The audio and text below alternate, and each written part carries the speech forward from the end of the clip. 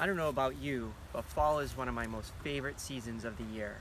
Maybe it's the leaves, the pumpkins, or maybe it's because back in college and high school, I used to race a lot during this season in cross country, one of my most favorite sports. So this season, I am training for a half marathon, and I thought I would give you some of my best tips on how to prepare for a race. So without further ado, let's get into it.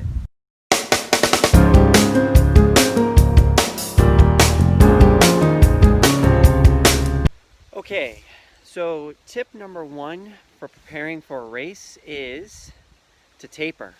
And what do I mean by tapering? Tapering is the way that you run. So during the year, I typically run as if. And what I mean by that is when I run as if, I set a goal for the year and all my training is geared to running at that speed. When I get to the taper phase, I'm now focused on how I am running. And what I mean by that is, let's say that my goal was 7 minutes, but I'm actually only running 7:10. So I will now adjust my slow runs, my speed workouts to a 7:10 pace rather than a 7-minute pace. Timing, it's individualistic, meaning that for me it's usually around 3 weeks. For you it might be something different. So I will taper around 3 weeks prior to the major race that I want to run. So now let's talk about how I run. Focusing more on my form, how I feel. I want to be smooth. I want to be feeling good when I'm running. Doesn't mean I'm going to feel great. Doesn't mean that I'm not going to have some lactic acid when I'm doing my speed workouts. But the goal now is to feel smooth and to run smooth. And that's important.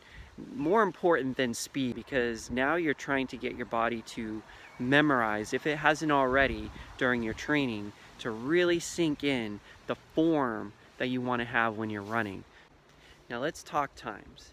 Before I said I'm going to adjust my pace. Hopefully in your training plan, and I hope you have a training plan, you want to be focusing on your time trials. Your time trials will tell you what you can do. I look at a predictor, a race predictor. So I will plug in my numbers from my previous time trial and it will tell me what I should run. These are what I'm predicted to run, and I change everything around it. Does not mean that's what I'm going to run during my race. So I plan to run that time, but I hope to run faster.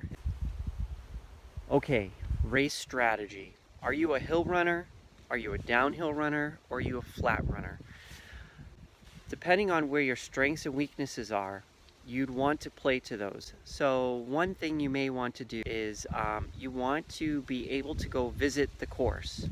If you can't visit the course, usually you could go on the racing website, and from there you can see how hilly it is. They usually put that information out there, at least here in the US. Whatever your strengths are in running, you want to understand how they play with on that course. And one of the things that you want to do is understand how you run. And this is where training is so important, being focused on your training. Because I know when I run up a hill, I'm usually 7 to 10 seconds slower. If I'm running downhill, I'm usually maybe 5 seconds faster than my normal pace. And when I'm flat, I'm pretty much on pace. I also know at the beginning of a race, I'm much quicker. And I know what those times are because of my time trials. I may be a little bit quicker during a race because of all the adrenaline, but typically I know how I'm going to run.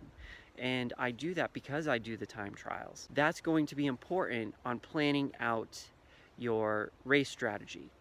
I'm actually now going to step you through an actual race that I'm going to be doing, and I'm going to show you how I strategize how I'm going to run. One of the things I like to do is to go out on the website if I can't drive the course myself, and pull up the map of the course. I will also pull up the map regardless, because what I'm looking for is just a general view of where the course is going to be. And I'm particularly interested in the pit stops or the stations for getting your water and stuff. So now I know it's not exact, I don't need it to be exact. I just kind of need to know right around where they're going to be. The other thing I like to look at, which is very important to me, is the elevation. So this is actually where I do most of my planning. And I'm going to go ahead and mark this up so that you can see what I do. Okay, here's the elevation map mapped out, and I have a lot of markings here, and I'll go through these. So I first like to break the course down into segments, and I break them down into 3 segments: downhills, flats, and uphills. I have different strategies on how I'm going to run each of those sections. I plan to segregate them right just like I have here with these red lines. So here's completion of a small downhill into a flat, an uphill, a downhill, and then sort of a flattish ending. This also is where I'm going to determine my pace. So I plan to run 7-minute miles. At the beginning, I typically run faster. So plus being a downhill, I probably be around 6:50 by the time I get through my first mile. But I want to slow down to my normal pace, which is 7, or the pace that I'm aiming for. On the uphill, I'm not going to fool myself. I'm going to be conservative and go with a 7:20, but I probably will be in this range based on my training. And then coming downhill, I'll probably be more on the 6:50 phase. And then at the end, hopefully, I'll be at 6:50. I should be if everything goes according to plan. These black dots represent pit stops or the water stations. So I've marked them out so I know where they're going to be. This allows me to mentally know where I'm going to be on those pit stops, because I'll also use them as a time tracker, as a time point. I also have this green mark and this blue mark. The green line represents when I'll take my goo, which is around 6 miles in this race. A station is at 6.5 miles. I wanted to take the goo beforehand because I don't want to be messing with goo and trying to get water at the station. So at 6 miles, I'll take the goo, and around 6.5 miles when I expect that water station, I will have my water. This refresher, what I call a refresher, I plan to take anywhere along this line, but I mainly am planning to take it around 8 to 10, between 8.6 and 10.1 miles, because this is typically when I mentally start breaking down in my race for half marathons. So this is where I'll try to implement my refresher, and I'll talk about that a little bit later. Now, based on all this information, I will break it down even further. Now I have it broken down in Excel. So here are the distances mapped out based on different segments that I had shown you in the picture. And you can see the first mile, which I plan to run fast, which is the start. There's a flat here that I plan to go at the 7-minute miles. And then you can see I've marked down each of the segments. And then here I have in a salmon color the planned pit stops. And what I've done is, based on the miles or the pace that I'm going to be running and the intervals that each one is going to be at, my plan for running, I know what my pace should be and my times. So when I reach 2.5 miles, which is my first water station, I want to be around 17 minutes and 20 seconds. When I hit my second one around 5 miles, I want to be at 35 minutes and 40 seconds. Of course, everything is not exact. It's just round estimates. So if I'm off or anything, I'm not too stressed. It's just a guideline. Here you can see my turbo boost section. So here's where I plan to take my goo at 6 miles. At 6.5 is when I'll get my water or my water station, hopefully around there. And then here's my refresher. Here's where I expect to take my refresher. Again, I'll explain that a little bit later. And then, so pretty much my goal is to run 7 minutes and 1 second per mile. Based on this plan, I should run should run a sub 7-minute mile if everything goes correctly. So yeah, I mean, that's pretty much the strategy that I'm going to plan out in this race. This to me is very important because it gives me a game plan and something to focus on during the race. Now we're going to take our strategy and we're going to go over it over and over. By the time I get to the race, I want every piece of it memorized. Now that we know what we're going to do in each section, we need to now simulate. And what do I mean by simulate? Is your stops, water stops at miles 2, 5, and 8? Well, guess what? When you're out there running your long runs, you want to simulate grabbing your water at those checkpoints. Are you doing blocks right now, chewable blocks, but during the race you're going to do goo? During the tapering period, you're going to switch everything up to exactly what you're going to be doing at the race. What clothes you're going to be wearing. In addition, how are you going to run those hills during your race? Are you going to shorten your stride, lengthen your stride? Every hill that you come to, you're going to be doing that. How are you going to run the flats? How are you going to run the downhills? You need to be doing as much as you can to simulate the race.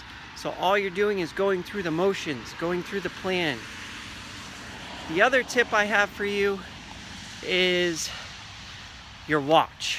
Now when you're running, most likely, and this happens to me all the time, I'm sure maybe it's happened to you, but most likely when you're running, your watch does not match the markers on the course. So your watch could be slower, it could be faster.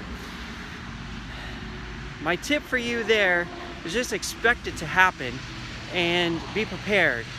And what I do when I'm in that situation is I rely on my watch.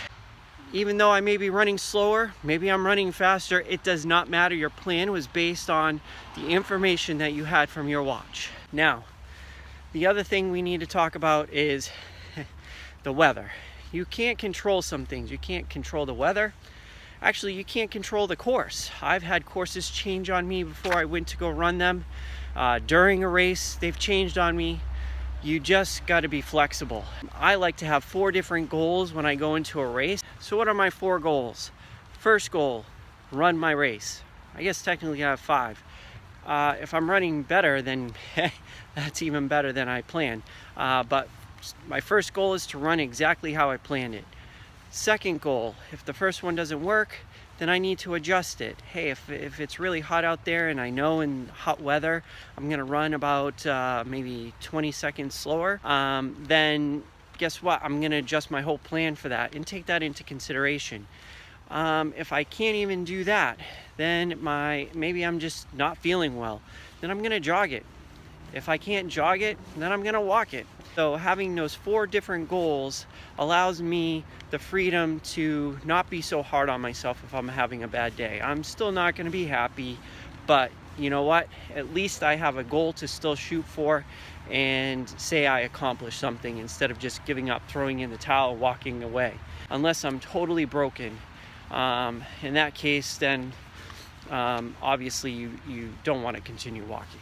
The final tip I have is called the refresher. It's when I have a little something that kind of changes my state.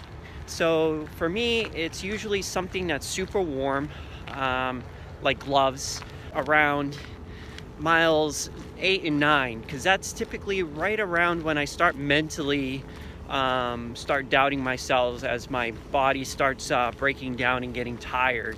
So at that point, I kind of need a pick-me-up, and I call it a refresher.